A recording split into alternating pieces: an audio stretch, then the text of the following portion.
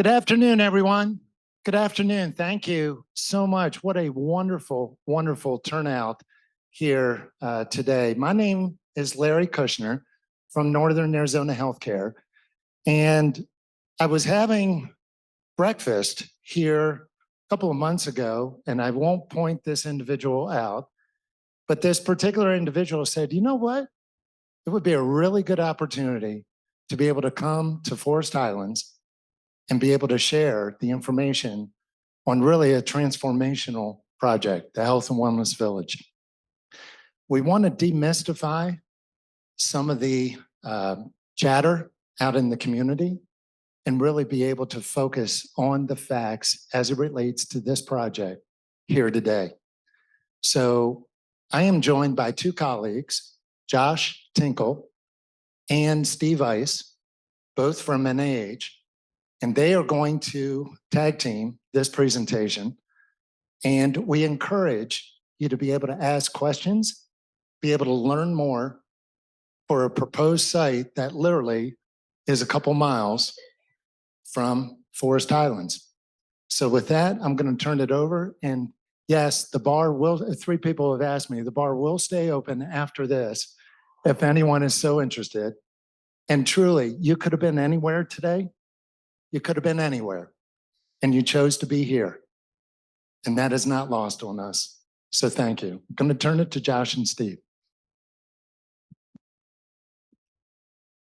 Thanks, Larry. Pleasure to be here speaking with each and every one of you, and just an honor to be able to talk about the new Health and Wellness Village that we are planning just north and east of Fort Tuthill. So just for clarity, I know there's a lot of chatter out there that we're going to be building on Fort Tuthill. It's actually north and east of Fort Tuthill. So if we go to the next slide, I'm going to tell you a little bit about Northern Arizona Healthcare.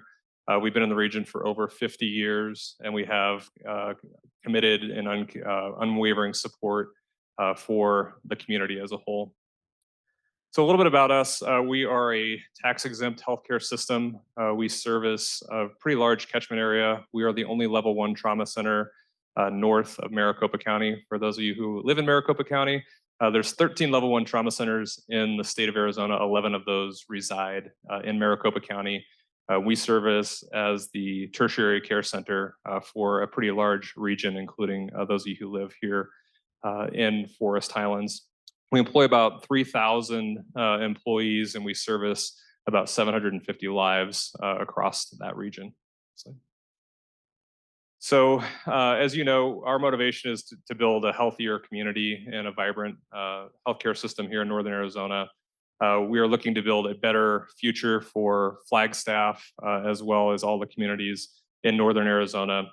And we believe we can be that beacon for the community here. So what we're going to talk about today is the Health and Wellness Village concept, and Steve is going to talk to you a little bit about where we have been from an infrastructure perspective and where we need to be as we move forward. We do have one of the world leading cardiothoracic surgeons in the crowd tonight, who can also probably speak a little bit about the need for infrastructure to be able to deliver that outstanding care here in the community. Steve? Thanks, Josh. Good afternoon. I'm Steve Ice. I'm the Vice President of Construction and Real Estate Development for Northern Arizona Healthcare. So a little bit about our current campus and some of the things we're dealing with that led to the concept of relocating FMC and ultimately the Health and Wellness Village. So I think this slide paints a pretty good picture of what healthcare looks like at Flagstaff Medical Center as it stands right now. So our current facility sits at about 25% below the national standard for square footage per bed. So a modern healthcare facility being built in the year 2022 is approximately 2,300 square feet per licensed bed. So what's in that 2,300 square feet is not just the bed itself, but it's the entire support network of an inpatient healthcare building that you need to run that bed. So that's a surgery department, an emergency department, pharmacy, lab, supply chain, food services, all of that back of house plays into that. And we sit right about 1,690 square feet per bed at the existing Flagstaff Medical Center. Right now, the national standard is a 2,300. We think by the time we open in 2027, that the national standard will be closer to about 2,500 square feet per bed. So a little bit of ways that that manifests itself on a day-to-day basis for patient care and for our clinical staff. This image in the middle, the floor plan that you see, that red box that's drawn over the larger blue box, that red box is that shows how big an ICU room, so intensive care unit room, is at Flagstaff Medical Center right now. The blue box behind it is a representation of the size at the same scale to a code minimum ICU room in the state of Arizona. So Arizona Department of Health Services wouldn't let you build an ICU room any smaller than that blue image behind the red image. And that red image is an overlay of what our rooms look like in comparison to that. And so some of the things that we miss out on from an opportunity perspective in a room like that, up at the top of that drawing, you'll see that white rectangle. That's a family sleeper sofa in a new room. We don't have room for family to actually be in the room with the patients, which really affects the ability for them to heal properly. And then you'll notice to the right of the red box, we're missing a couple of feet at the foot of the patient. And we're also missing proper toileting facilities in our intensive care unit. So you can see the bathrooms don't fit in that room whatsoever. The picture that's over to the left shows what that looks like in real practice. So this is an image of one of our ICU rooms on the first floor of FMC, and that is one of our code teams performing a code on a patient in our existing rooms. So a few things to point out about that picture. First, I think you'll notice that it's extremely crowded in the room. Second, off on the top of the picture, you'll see that the windows had to be blocked out for most of the patient rooms in our hospital during COVID because we didn't have a mechanical system that could handle negative air pressure during COVID.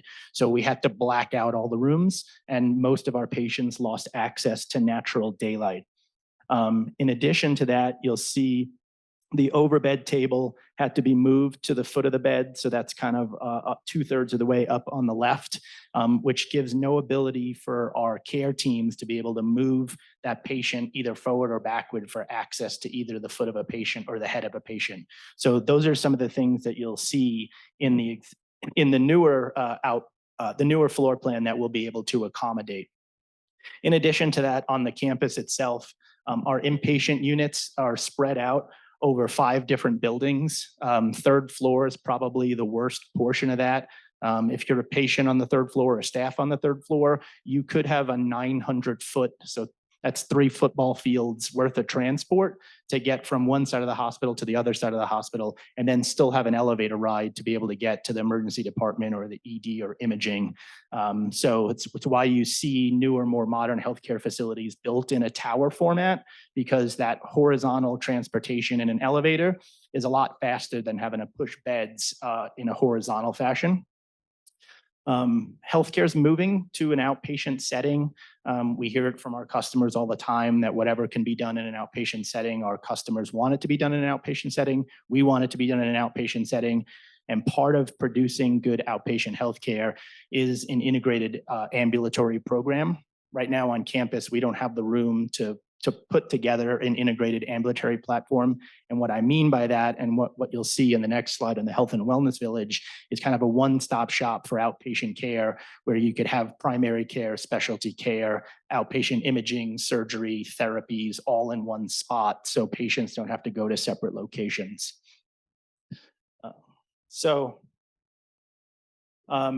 This is an image that's been floating around since about last April, when we originally put our zoning package into the city of Flagstaff, that kind of shows at a high level what the vision for NIH's Health and Wellness Village is. So you'll see the 17 about 1/3 of the way up. We are kind of To the left of this slide right now, maybe a little over a mile, this piece of property sits between J.W. Powell and Lake Mary Road. As Josh had mentioned earlier, we share a property boundary with Fort Tuthill Park, but we are not in the park proper. We're actually the first piece of property north of the county city property line. So we own the 188 acres north of Fort Tuthill County Park, and you can see the park even in this image off to the left. So you'll notice the larger purple building in the middle. That is a graphic representation of the replacement hospital for Flagstaff Medical Center, as well as the new integrated ambulatory platform. So we're going to consider this the anchor tenant for what is a larger multi-phased health and wellness development. The hospital and ambulatory care center are about 900,000 square feet of brand new construction. We'll have over 250 new single occupancy patient rooms, along with a dedicated observation unit, surgical unit, emergency department, imaging, all with capacity to grow in the future as the city and region continue to grow. Some other things worth kind of noting on this image. If you see, there's quite a bit of trees that are still around the hospital structure itself. NIH made the decision to retain about 55 acres of the 188 acres for the hospital and ambulatory care center. And about 22 of those 55 acres are dedicated to an outdoor wellness retreat. Serves a couple of different functions. One, it'll be a nice buffer between our property and what we think will be residential development to the west of us. Two, it integrates and connects into the Foots Trail system that the county park has and the parcel to the north of us will eventually have. So we're trying to integrate our property into that Flagstaff urban trail system. And three, it kind of aligns with our concept of having this hospital that really belongs in nature and with nature, and gives our staff, patients and family an opportunity to really experience what is going to be 22 untouched acres of ponderosa pine forest around the hospital. So we think we're going to be able to create a pretty unique setting that I don't think any other inpatient hospitals in the country could be able to say they do. So around that is the rest of this health and wellness village. A few things to note. NIH is self-developing the hospital, meaning we are funding the hospital. We are running the hospital project ourselves. So my team and I are running the construction and design of the hospital and ambulatory care center. We're funding it directly. The development that's around the hospital, so that what you see in the red and orange and blue, that will be third-party development that we intend on going to find partners for. NIH is intending on holding all of the land so we can continue to hold the vision of what this health and wellness village is in the future.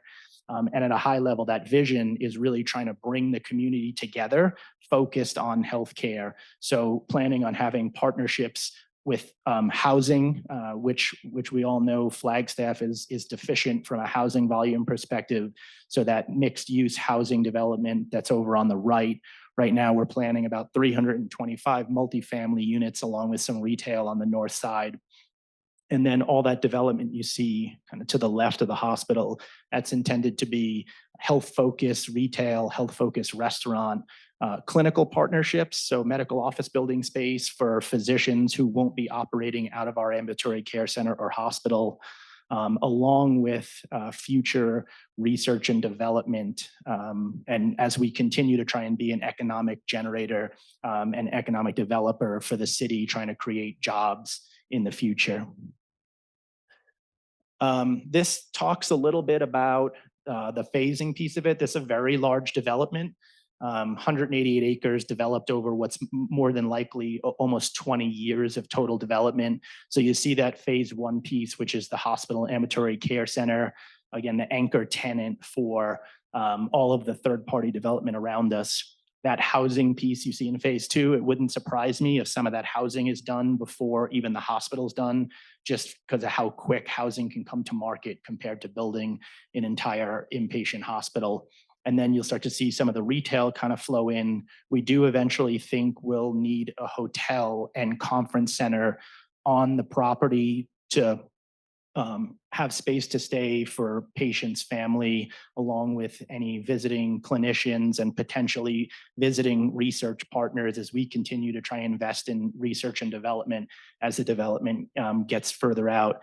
And then I think you'll see more restaurant and retail dot in as the Southwest corridor of Flagstaff continues to develop. And then ultimately where we'd like to be is partnered in the medically focused research and development space, along with being kind of an innovation and business incubator space in the future.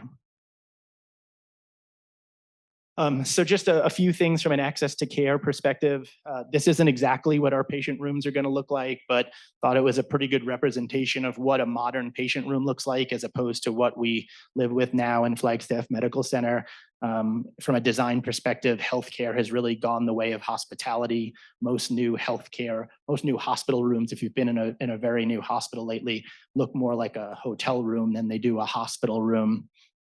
So not only will we have private rooms large enough for families to visit and everyone, we'll also have expanded clinical options. So on the ambulatory care side, we're going to have true dedicated outpatient imaging, which is something we don't currently have. We're looking at bringing a hyperbaric and wound program for wound healing to the community, a true comprehensive oncology program, which is another thing we don't have. So full service medical oncology, radiation oncology, infusion and surgical oncologies, and then increasing our stroke capabilities through the creation of a comprehensive stroke center.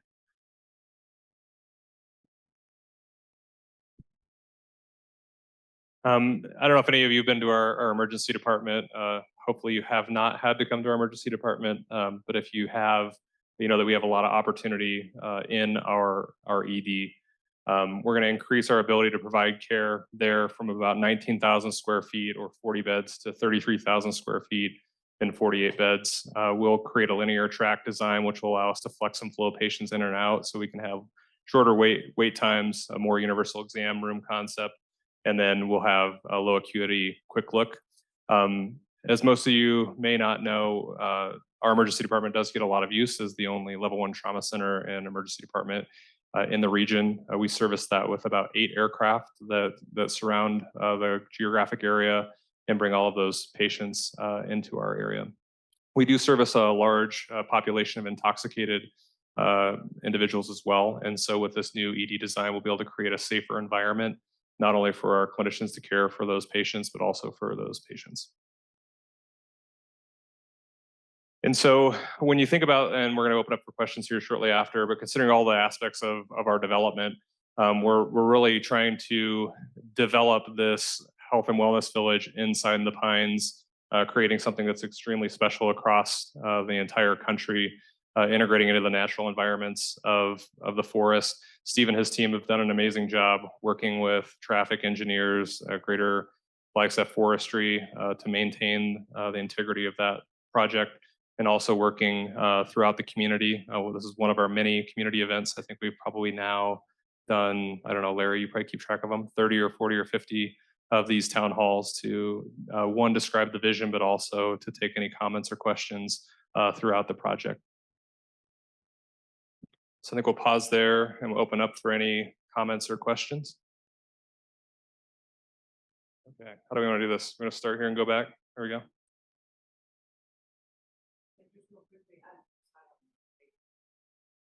Yeah, so the location was actually acquired before my time period at NIH. Oh yeah, sorry. The question was, how do you decide on where to put it? It was acquired prior to my time period at NIH, but it does a couple of different things. One, it's on the I-40, I-17 corridor. About 60% of the patients that we service at Flagstaff Medical Center don't actually live in Flagstaff proper. So one, it's ease of access. Two, it's within city, so we can get city services from an infrastructure perspective, which we've already upgraded on the site. And then I'd say the last thing there is just being able to acquire that amount of land mass is certainly challenging in an already difficult area to acquire land mass. Thank you. I'll go here. I'll answer that. I get this question everywhere I go, so hopefully I do a good job of answering it. So truthful answer is we don't have an answer quite yet, but there is a reason we don't have an answer and there is a plan. If you look at the timelines of the hospital relocation, it's more than likely that we won't be fully vacated from the existing hospital till the end of 2027. So that would start whatever redevelopment project happens there. We'll call it January 1st of 2028 for discussion's sake. I think whatever happens there will be a pretty large redevelopment undertaking that could take us all the way out to 2030 before we're open. So we're really talking about what does the community need 8 years from now, right? So whenever I answer this question, I like to remind people that if you look at the last 2 8-year periods in this country, we had the worst housing crisis in the history of our country, and we had the worst global pandemic in the history of this country. And both of those, if we were in the middle of thinking of what we should redevelop the existing campus into, both of those would impact our decision making. So we are trying to push that decision making to a more appropriate time. I think the things that we're publicly committing to are we will be redeveloping the existing campus. It's too great of a location. In all honesty, it's too valuable to us from a financial perspective to just leave undeveloped. So we absolutely plan on redevelopment. One of the things that we've done recently to kind of show good faith to the community that we're well-intentioned, we have created a community advisory council that we actually did 3 days worth of workshop meetings just 2 weeks ago with them. It's got some members of the Downtown Business Alliance, some members of the neighborhood to the north of the hospital, some members of city council, and some other business owners from throughout the city. And then we actually hired a third-party master planning company out of Colorado called Puma. Puma was already working with the Downtown Business Alliance in the city of Flagstaff. And they had done a future master plan of what downtown Flagstaff could be. So we're kind of hiring Puma to annex our property into that discussion. So that's how we plan to come up with what redevelopment looks like. I think we're going to continue to have those discussions, but I think from a timing perspective, it's probably going to be more like 2025, 26 before we really get serious about what that is. We've done quite a bit of homework. We're not the first hospital that's shuttering itself and moving and being redeveloped. They're actually, in the last decade or so, there have been about 20 of them that have done this across the country, and we've done some homework on what they've become. Most of them, there's kind of a prevailing theme where they become some portion of lower level acuity healthcare, right? So that could be like skilled nursing or memory care, some portion of community focused space, community center. More than likely, there'll be some level of housing redevelopment, and that could be varying levels of what that housing looks like. But I think what's interesting about the redevelopment of the existing campus is it's a unique opportunity for a city of Flagstaff to have a true urban redevelopment project. You don't see many of them in a city like Flagstaff.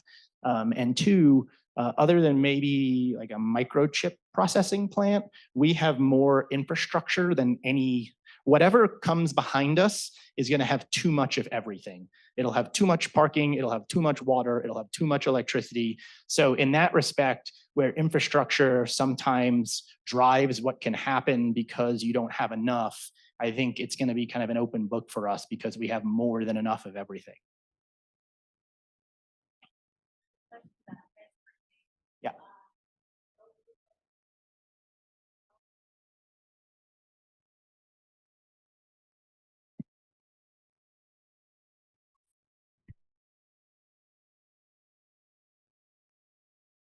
Yeah. Okay, so we're gonna split this up a little bit. So from helicopters, the question was, what about air traffic from the helicopters we discussed? And the second part of the question is, what about the traffic around the campus? So our helicopter bases are already based at Pulliam Airport. We actually are, the FAA actually dictates where we're going to fly. So we currently do that. Little known fact, at high heat, high elevation, oftentimes our helicopters cannot land on the helipad at FMC. And so what ends up happening is we land at the airport, we load the patient in an ambulance, and then we try to navigate the traffic downtown through Milton. to get that patient to the care. So those of you who are in healthcare, you know, minutes mean lives. We will be able to build a larger pad on this hospital, which will allow us to be able to probably 95% of the time be able to take off and land from this location. And then the really slim chance that we need to land at the airport, we're within minutes versus 20 or 30 minutes. But we are currently regulated by the FAA from flight paths. I don't think there'll be any additional impact to Forest Highlands. You probably already see us flying over on occasion from our southwestern bases, but the air traffic has been mitigated. Steve, I'll let you talk about car traffic. Yeah, and just to finalize that answer, we have already coordinated all of our work with the airport. We're not in the airport flight patterns. So that body of work has already been done. And ultimately, when all said and done, before the helipad gets authorized for use, we'll have to get an FAA inspection. The second part of that question was about traffic and potential exits. So we have done a full traffic impact analysis, a very exhaustive traffic impact analysis, if I'm being honest, that actually shows the traffic impact throughout almost the entire city of Flagstaff, not just this area. Our traffic impact analysis actually says we don't need to alter the exits at either the I-17 or I-40, so there will be no new exits off the freeways. What it does say, and one of the things that we're currently working with the city, the county, ADOT, and Metro Plan, because everybody has to be on the same page when it comes to these things, is it does say that Beulah is going to need to be widened. We think eventually the bridge at J.W. Powell, that's 2 lanes, is going to need to be widened. Something will have to be done with those roundabouts, which I'm assuming for this particular crowd, that's the particular area that everyone is worried about. So we have done that analysis, and we're like literally as of now in discussion with the city and all those entities. We think we are a very viable grant participant for the new infrastructure bill, because we think we have a very good story to tell about increased access to not only rural healthcare, but the airport and the county park. So we're trying to get everyone on the same page to kind of put that path forward.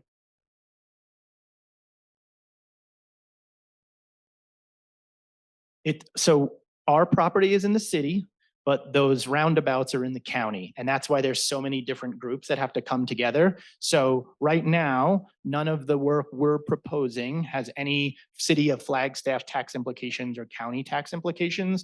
We're not, and sometimes you might hear about some developments where the city or county participates financially in helping the developer. That's not the case for us. If anything, we're probably going to be financially participating in helping the city or the county. Oh, yeah. So what will eventually happen, that's where I put this slide up. If you kind of look all the way to the right there, that white dotted line that heads up to Woody Mountain, what we have done is worked with the city's traffic department and kind of mapped out what development to the west of us more than likely looks like after us in the coming years. And you'll notice our part of the road up where that multifamily housing is on the red side, the city kind of dictated where that road needs to be, because ultimately what the city wants is that road that we're going to build to turn into that dashed white line to eventually get people up to Woody Mountain. And I do think at some point when all of that gets built out, that could be decades from now, I think you'll see another intersection at Woody Mountain off the 40.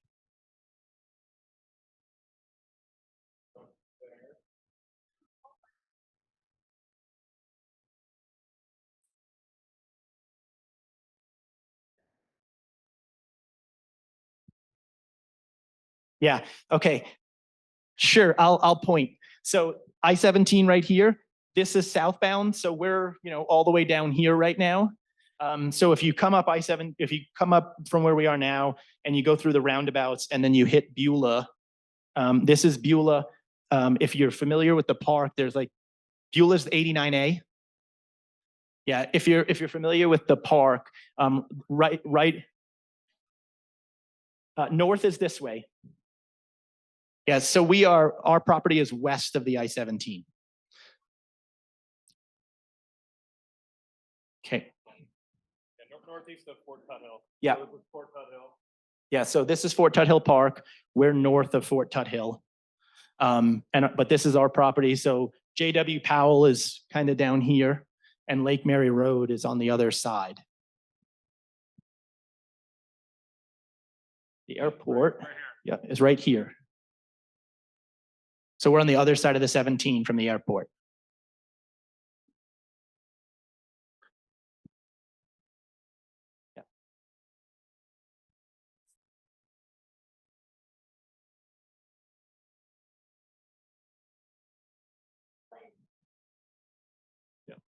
Yeah, so the comment or question was she's concerned about what we're going to do with Sedona, Camp Verde, Cottonwood. We're continuing to invest in those areas heavily, both from infrastructure as well as service. There's a lot of stuff out in the media that this somehow is going to impact our ability to deliver services in those communities. We're actually expanding services in those communities, both from a dollars perspective as well as a services perspective. So when we think about those communities, this project was approved understanding that we need to service all of Northern Arizona. Flagstaff, Cottonwood, Camp Verde, all of our partners to the south. And so what we have going on in those areas right now is really investment in service. So more access to primary care, physical therapy, general cardiology. We just offered an electrophysiologist in that area. So this project in and of itself does not impact the level of care that we will deliver in those communities, but it will bring a higher level of care to the region should those communities need that type of care. That's the answer. All right, I think I'm trying to get, okay, over here.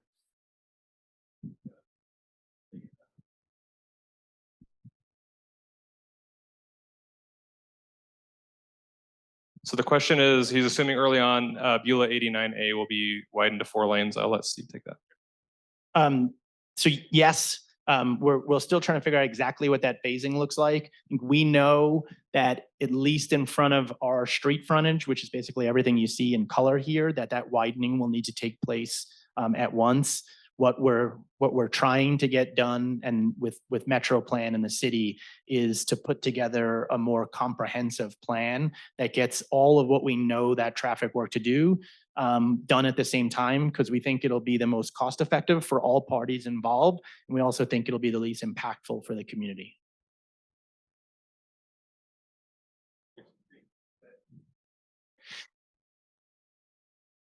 Flagstaff. So we tie into Flagstaff sewer. So yeah, no well water. So on the domestic side, we have Flagstaff water and we have Flagstaff sewer. Yeah, and the size of those pipes. So the city actually, prior to this development even kind of coming underway, was already running new water and sewer lines through this area. NAH at the time kind of caught wind of it and negotiated with them to have those lines upsized. And NAH paid for that portion of the upsizing, knowing that this work was coming. I can tell you for any of you who are care from a impact perspective on the environment, we are actually looking at a new kind of low flow sewer system that our team thinks we're going to be able to use from an engineering perspective that should save about 2 million gallons of water on the waste side per year.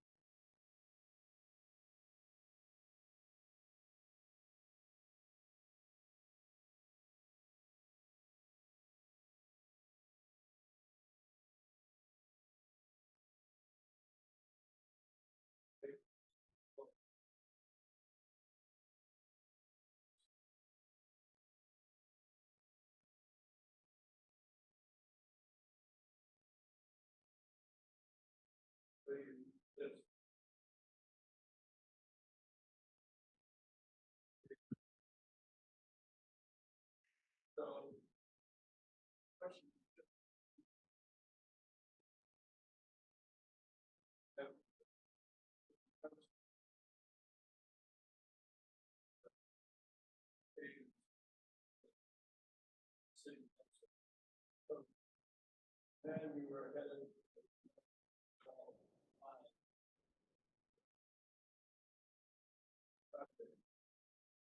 So what I'm wondering is, acting CEO of city.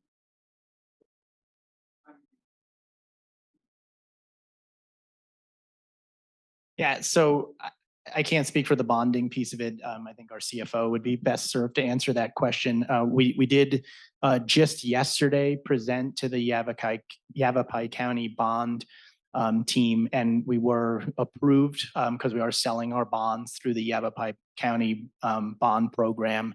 So that was the first step in that process to us getting to New York.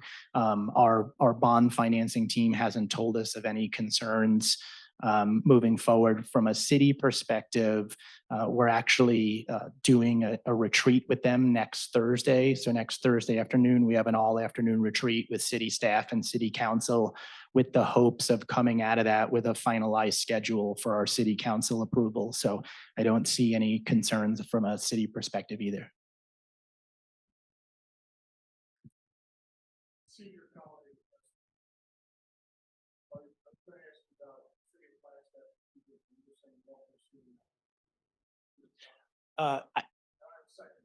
Okay.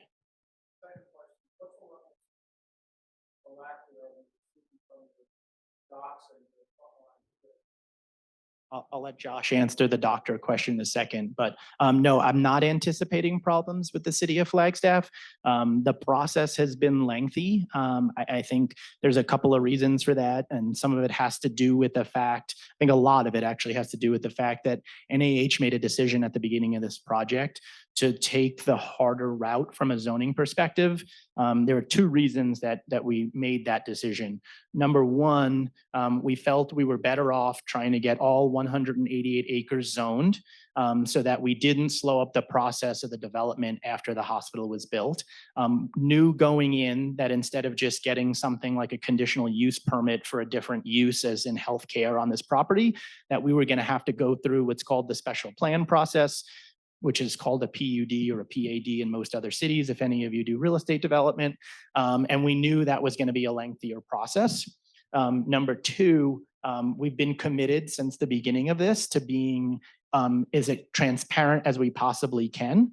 And we thought it would negatively impact the trust from a community perspective if we went and got a conditional use permit for a hospital. And then right after we started, we came back and said, well, we didn't really just want to build a hospital. We have this vision of this wellness village, and now we want to do this too. So we've taken that approach since the beginning. I think admittedly, the process has taken longer than we expected it to. I don't necessarily think the city is used to doing this type of large scale phase development, which has led to some of those problems. I'm right. Okay. And so we are kind of stepping through that process. Their development process, they are pretty rigid, and they're following their codes how they're written, and I don't blame them for it. That's what they're tasked with doing, but their codes aren't necessarily written for this type of phased flexible design. So we're doing a lot more work pre-zoning than we may have done in a different community, but we feel it's going to be the same outcome. Yeah, so the second part of the question was physicians and colleagues, and I may even call on someone in the crowd to give their perspective on it. But I would say for our colleagues, they're extremely excited about the opportunity to have a more modern healthcare facility. Healthcare has changed a lot in 30 or 40 years, just in how units are designed and how to deliver that high quality healthcare. We're really proud that we do have tremendously high quality in Northern Arizona, but our staff have to work really, really hard to do that. So from frontline staff perspective, extremely pleased. From a physician perspective, I would say the same thing. They're excited about the opportunity there. Some of our providers are negatively impacted from a location perspective. A lot of our providers live north and west of the hospital versus down here. But I would say our independent providers as well as our employee providers are optimistic about the new development and having a new modern space to work in. And I don't know if Dr. Fang, who is a cardiothoracic surgeon who's in the crowd, wants to say anything about that, but certainly we're hearing positive feedback.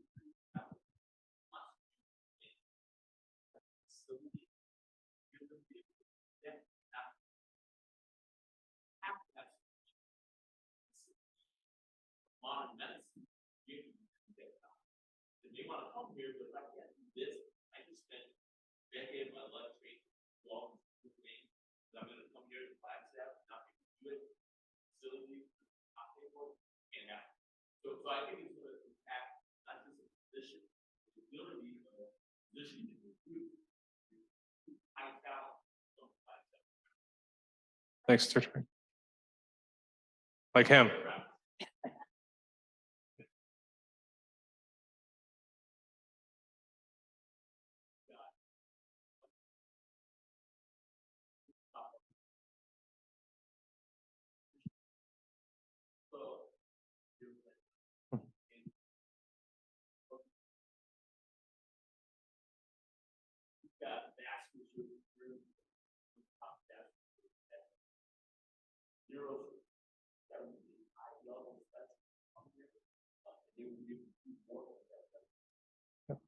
Yeah, we just recruited Dr. Jeremy Payne, who started the first comprehensive stroke center in the state, and he came partially for this vision. So thanks, Dr. Fang.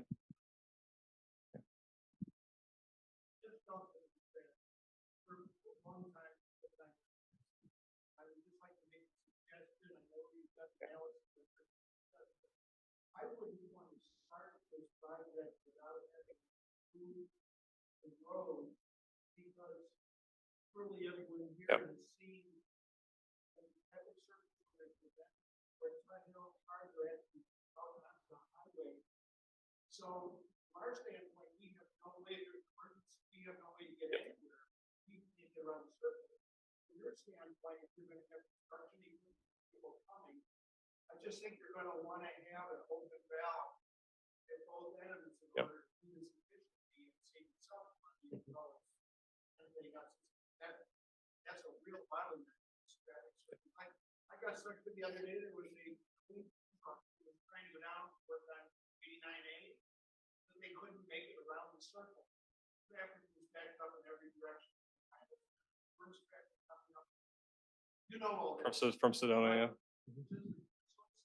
Yeah.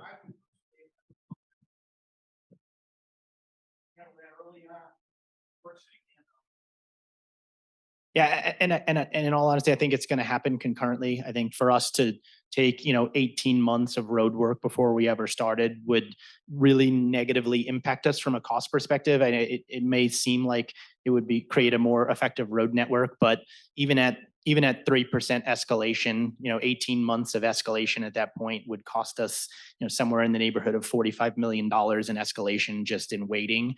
What we do have is the ability to control that construction vehicle traffic, what time they come to work. We already have talked to the county about special events there and how we can work our schedule around them, where we're trying to move our teams when we start to a 4-10 schedule instead of a 5-8 schedule to help promote less traffic and impact around the area. But coincidentally that you bring that up about the special event and the traffic circle, we were actually just having that discussion because there's a debate about whether or not we should have a traffic circle going into our property, which we on our team feel it should not be a traffic circle. Some people in the city are enamored with traffic circles. And one of the comments we brought up was during special events or some kind of peak traffic time, traffic control, human traffic control, which is what you normally see at a special event, it's actually much easier to do in a normal cross intersection than it is at a roundabout.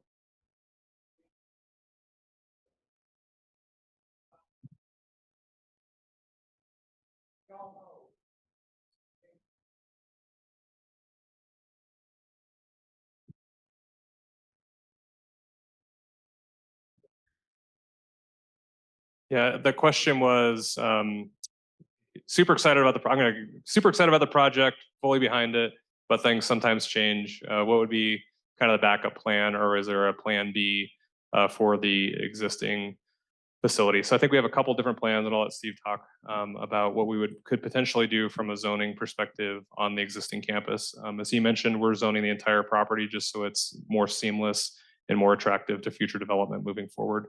As it relates to the existing campus, honestly, we don't really have to look at it. It's about $200 million more to stay on the existing campus than it is to build new. So we'd really have to think long and hard about what we would, and I'm going to use Steve's construction term, value engineer out of that facility. There are plans that have been looked at to add some infrastructure and service to that facility. It's really cost prohibitive, but you can talk a little about the zoning of that spot.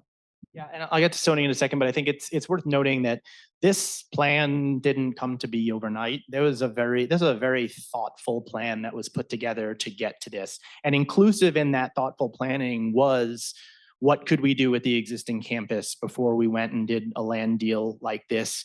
And so we had hired a healthcare planning firm to work through that with us. We looked at, what does a modern healthcare campus on our existing campus look like? What does this look like? What does a split campus look like? And it was a pretty clear winner that this was the right approach to go to. So on top of the dollars perspective that Josh was talking about, and I actually just did this math the other day to answer someone's question, escalated out into today's money, our $800 and something million project here would be like $1,050,000 on our existing campus, escalated out. And a lot of that has to do with the fact that it would be, what is a 46-month construction project here would probably turn into a 10-year-long construction project over there, right? It'd be build something, knock something down. It'd probably more likely be knock something down, build something, knock something down, build something, change the entrances, change the parking, shuttle employees from off-site.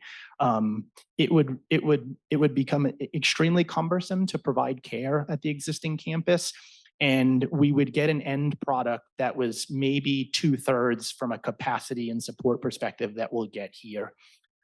So from a zoning perspective, as a plan B, I think if City Council took issue with this entire development, which I talk to them on an almost weekly basis, I don't think that's the case, right? They are thoroughly reviewing everything to make sure we're doing everything right for the community of Flagstaff and making sure we're not negatively impacting them. But we haven't had much feedback that this isn't the right thing to do. It's just making sure we're doing it the right way, right? That's the details we're going through with the city right now. If ultimately that would not be successful for us, we would look at kind of going back to just zoning the hospital portion of it and then going back for some separate zoning piece for the land around it.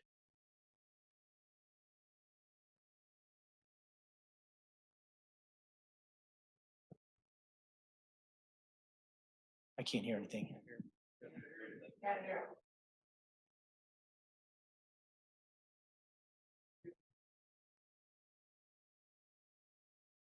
Yeah, I'm going to give him the mic.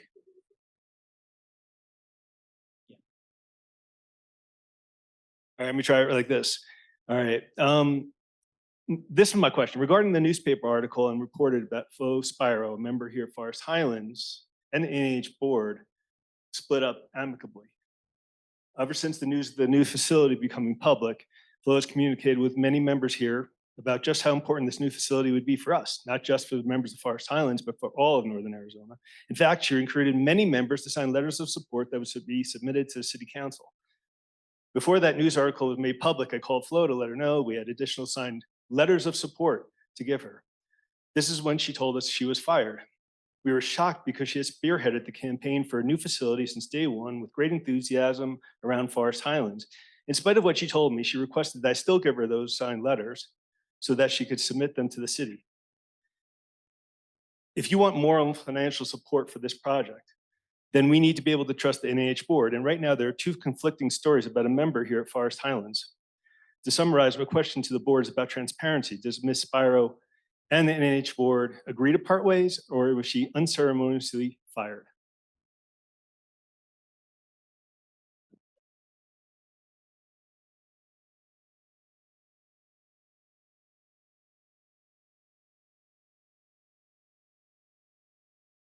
Patrick. Thank you for the question, and I'm clearly not the person to answer that, as I am not the NEH board, but we will certainly relay that to our board, and maybe we can talk afterwards and get a name so we can get an answer to you.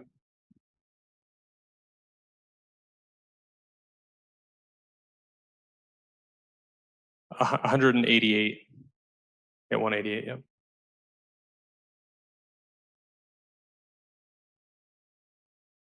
Yep. So the question is what's the total acreage? So it's 188 acres, and we do own all of the land. Good. Hello? I've been silent for a while, and many of you, my friends here, have asked me what happened. And I'll just confirm what all of you already know and have talked to me about is that I did not step down and I did not voluntarily resign, but I was terminated by the NEH Board of Directors, and some of you that are here today know why. This is a shocking event, as NEH finished a great year in our June financials. That was the end of our year. We made money, which is unusual for healthcare systems to end with a positive bottom line. Ascension just noted that they lost $1.8 billion. We hit our quality metrics, even when other healthcare systems across the country were seeing a decline in quality due to the COVID impacts. And we significantly increased the engagement of our colleagues. I was not treated well. I was treated like a common criminal. The NIH brought me into a meeting and said, we are immediately putting you on paid leave. They asked for my badge. They asked for my credit card. They walked me out and told me not to come back to the facility. Many of you know that I lost my only child, my only son, barely 6 months ago. My office was filled with pictures of him, and I asked to be able to take some of those with me. And NIH said, you cannot take any of your personal pictures with you. It was my vision for this health village, and I put the land together to be able to make it come to fruition. And so I want to answer honestly, and I appreciate many of my friends who came out today to listen to this project. Thank you. Go ahead.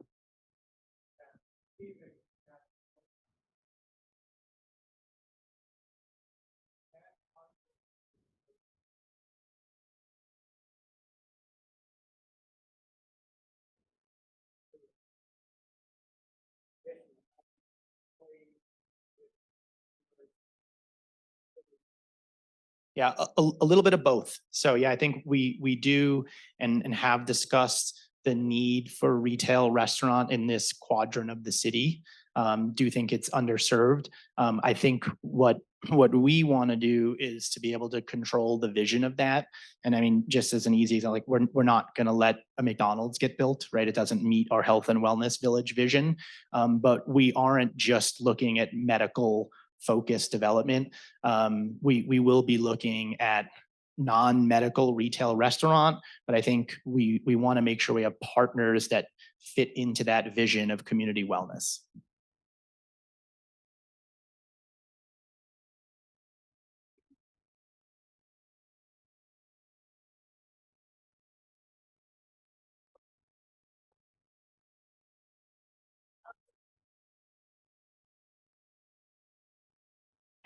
Yeah, so the question was that there's a shortage of doctors, and how do we see housing? So we do have a housing component to our development. So we are doing multifamily housing. We think it's going to be somewhere in the 315, 325 unit development range. The city of Flagstaff themselves says they are about 6,000 to 7,000 housing units short in the city of Flagstaff for what the actual housing demand is. And as all of you know, the housing shortage is not just a Flagstaff housing shortage, it's a regional housing shortage. So I think what we're doing is obviously going to help, because I do think even from a cost perspective, one of the things we can do to keep costs down for housing is to add the volume piece of things for people who are trying to enter into the housing market. But I think there is residential development that is intended to go to the west of us. It is not land that we own. It is privately held land. But so I think we're kind of one piece of a bigger puzzle of fixing the housing issue in Flagstaff.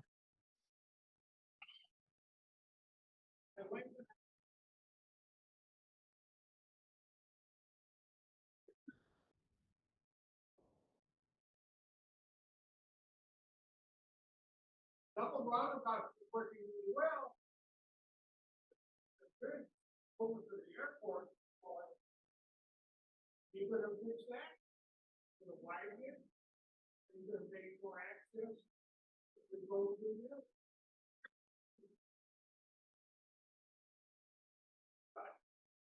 If you're in long.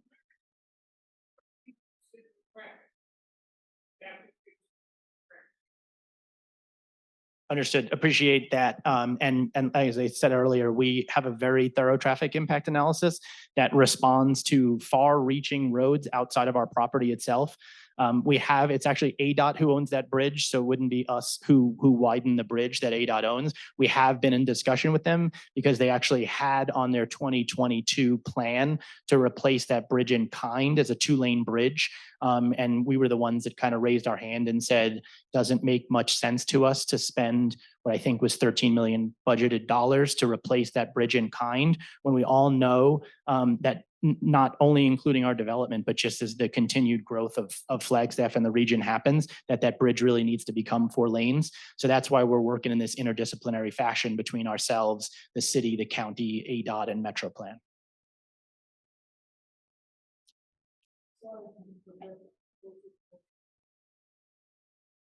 Well, I don't know. We would like to attract a grocery store. I can tell you that we haven't had, so maybe I'll just talk about the process here, right? We have had a lot of discussion about what the development around our hospital looks like. We have had some high-level meetings with some potential development partners, but we really can't have intelligent development talks with companies until our zoning process is over, because they have to understand kind of the rule book that we're playing by. But we do intend on having some kind of health-focused grocer, and I think the best spot for that is in one of the 2 retail pads in front of the multifamily on the north side.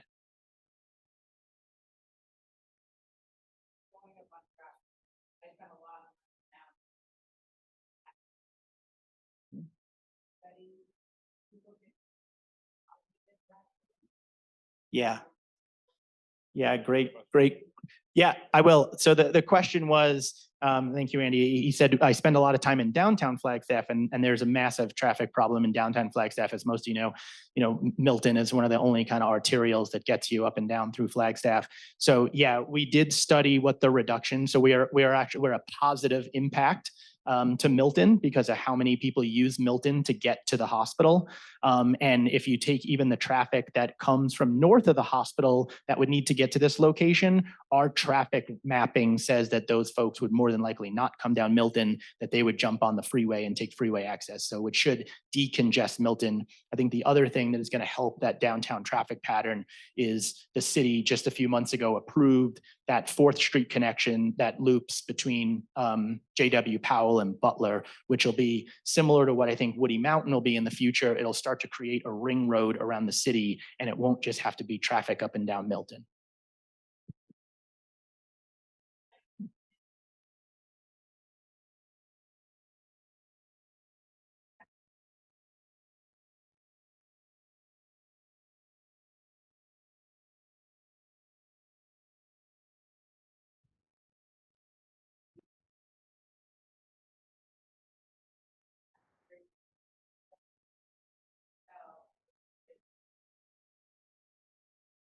Yes, so she's asking if we're planning on something similar to Taylor House. Taylor House is a house across the street from the existing FMC that we allow families to stay in when they have patients in the hospital. So We don't have that nailed down yet. I think we need something like that. I think there's a couple of options on the table.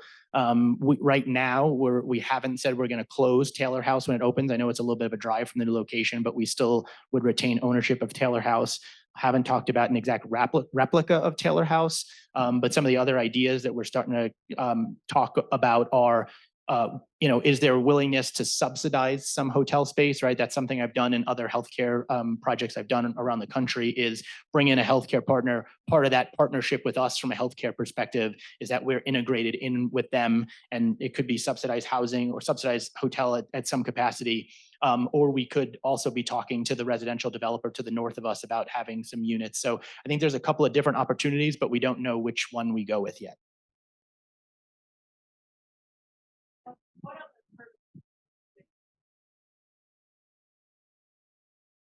Yeah, so we have to get through planning and zoning. Yeah, so City of Flagstaff, like I said earlier, we have an all-day retreat with City Council next Thursday, hoping to come out with a schedule for that out of the meeting next Thursday. That could result in us getting the city to post our project. There's a formal posting process on October 11th, and then that would put us into planning and zoning 2 weeks later. So we have to go to consecutive planning and zoning meetings, which are 2 weeks apart, and then consecutive city council meetings that are 2 weeks apart. That would finalize the city zoning process piece of it. And then after that, we would submit our actual building plans for permit. So in the background, we've been drawing through some of that. So we'd be ready for it after zoning's over. One of the things the city did work really well with us on was there's an intermediate step between zoning and the building permit process, which is a site plan approval. So if you think about zoning, zoning is the overall entire site, all 188 acres. Then each individual building has to have its own site plan approval that shows parking, shows fire truck access, things like that. The city's letting us go forward with that site plan process for the hospital in the same timeline to save us some time on the back end of city council. And then once that site planning, we actually already have approval on the site plan with stipulation. And then we would submit our building permit. And if we stay on that path, it'll be spring of next year when we break ground.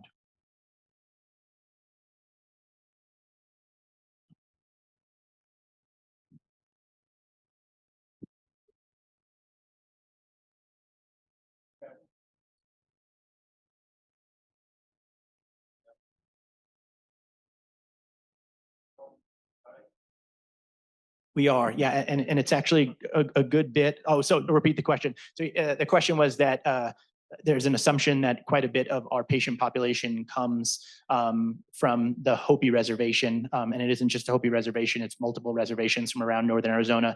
So yes, more than a quarter of our patients right now come to us from Native American reservation, and we are working with them. We actually have a Native American Design Advisory Council that we're working with. So not only on the design perspective to make sure that we meet their needs from a design perspective and from a care perspective, but also talking with some of the leaders at the IHS facilities that transfer into us.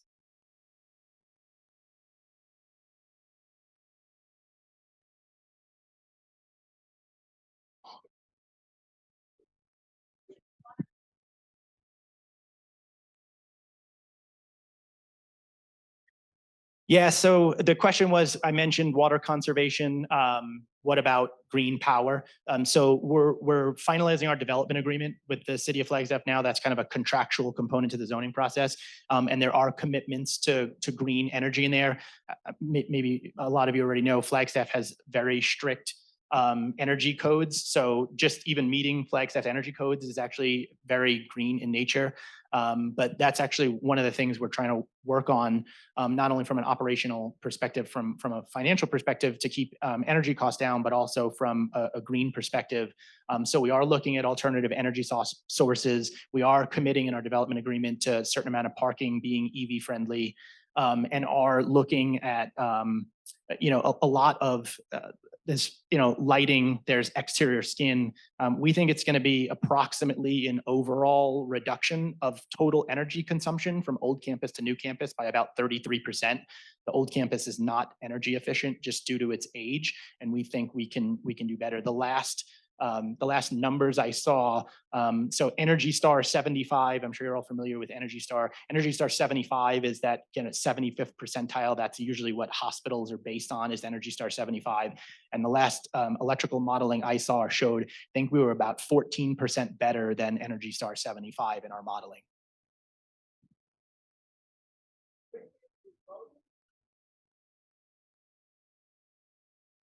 No, the only voting that'll happen is at city council. So city council will vote on the zoning piece of it.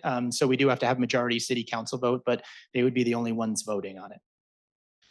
And there's no bond. Yeah, there's no city bond, right? There is no tax implications to the residents. So we are going out, NIH is going out for bonds ourselves, but they're not city bonds because we're not city funded.